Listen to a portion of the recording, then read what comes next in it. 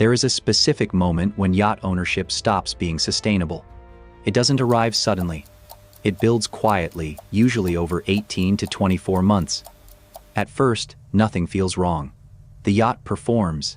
The experience matches expectations. The numbers seem high, but manageable. And then one decision exposes a deeper problem, a software update, a compliance requirement, an insurance renewal that doesn't behave the way it used to. That's when most owners realize the structure they bought into no longer works. Not because they were careless, but because the model they relied on belongs to a different era. In 2026, yacht ownership hasn't just become more expensive. It has become structurally different. The rules that guided previous generations of owners still circulate, but they no longer match how the market actually functions.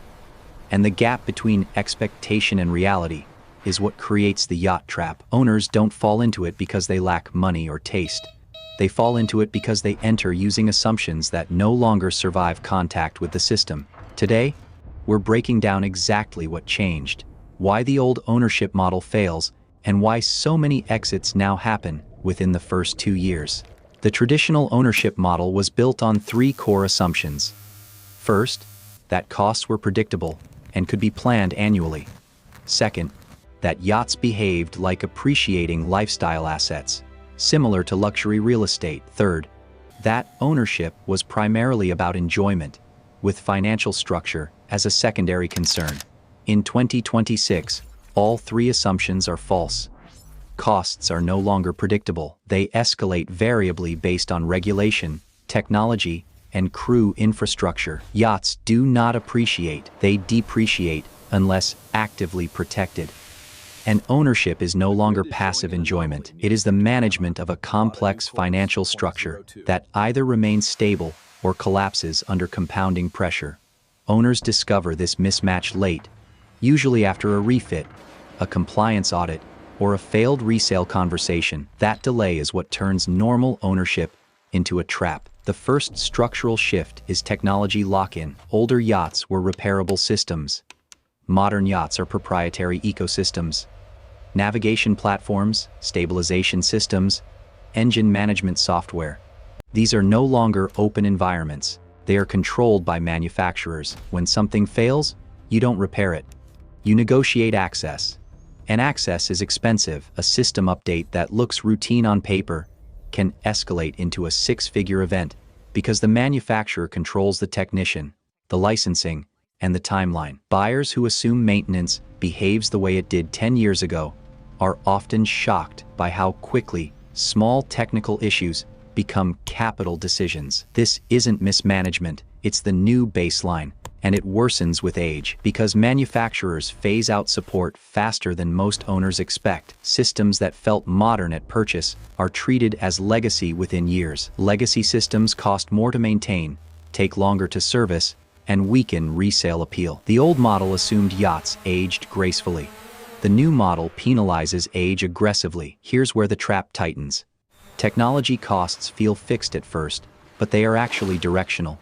They don't just add expense, they reduce flexibility.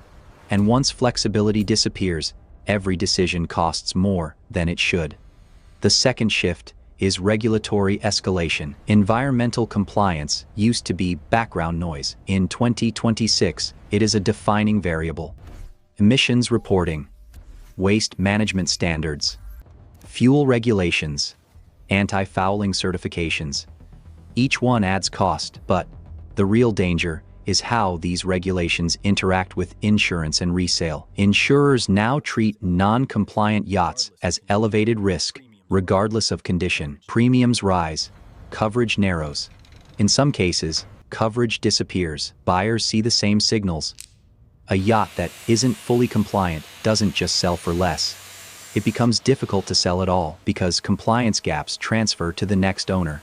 And retrofitting compliance after purchase almost always costs more than building it in from the start. The old model treated regulation as bureaucracy. The new model treats it as a value filter. Owners who ignore this don't notice until exit is already compromised. This is where many owners still believe they can adjust later. But adjustment is exactly what the system punishes, because compliance is no longer static. It's a moving target. Falling behind doesn't freeze value, it erodes it. The third shift is crew as infrastructure. Crew used to be labor. Today, crew is system stability. Modern yachts require technical specialists who understand software, cybersecurity, hybrid propulsion, and integrated networks. This talent is scarce.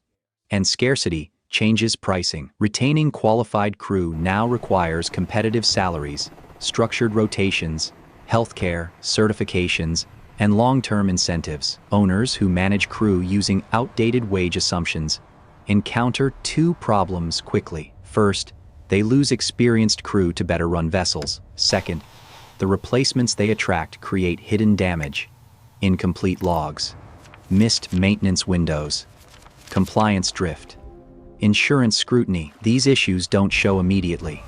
They surface later, when buyers or insurers start asking questions. By the time owners realize crew stability affects asset value, the signal has already been sent. And reversing it takes time the market rarely grants.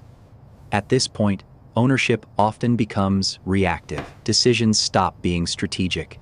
They become defensive. Owners delay upgrades to protect cash flow. They reduce usage to control costs. They accept short-term compromises without realizing those compromises broadcast long-term risk. Internally, it feels prudent. Externally, it looks like distress. And the market prices distress aggressively. This leads to the fourth shift. Liquidity fragmentation. Yachts used to sell within predictable timelines. In 2026, liquidity is selective. High-quality yachts with stable crew, clean logs, recent refits, and full compliance move quickly, often quietly. Everything else sits, and time on market is no longer neutral. Buyers interpret long listings as hidden problems. Even when none exist, the longer a yacht sits, the more leverage shifts away from the seller. Discounts widen, negotiations harden. Owners discover that selling isn't an escape, it's an exposure. And if they didn't prepare for it early, the cost is measured in millions. The final shift is the death of emotional ownership.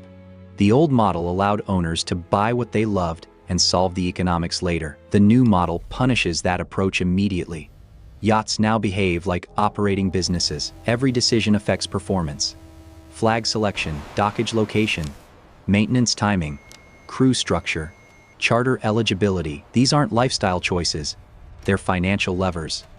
Owners who lead with emotion make decisions that feel right, but perform poorly. Each one seems small. Together, they lock the asset into an unfavorable trajectory. And once that trajectory turns negative, reversing it requires capital. Most owners no longer want to commit. So, what does this mean for buyers in 2026? It means the old ownership model is not outdated. It is incompatible. Buyers who expect predictability encounter volatility. Buyers who expect appreciation absorb depreciation. Buyers who expect enjoyment without structure discover pressure without control. The yacht itself is rarely the problem. The trap is entering a system that no longer supports passive ownership. The owners who remain long-term don't love yachting more. They understand it better. They model before purchase. They plan exits before entry. They treat ownership as an operating system, not a reward. Because in 2026, the market doesn't punish mistakes. It punishes assumptions. And the fastest way to lose control is to believe the old rules still apply. In the next video, we're going to break down exactly why your selling strategy doesn't start at the end of ownership. It starts the day you sign the purchase agreement. Because in this market, control isn't about what you buy. It's about how and when you're able to leave. This is the Yacht Ledger.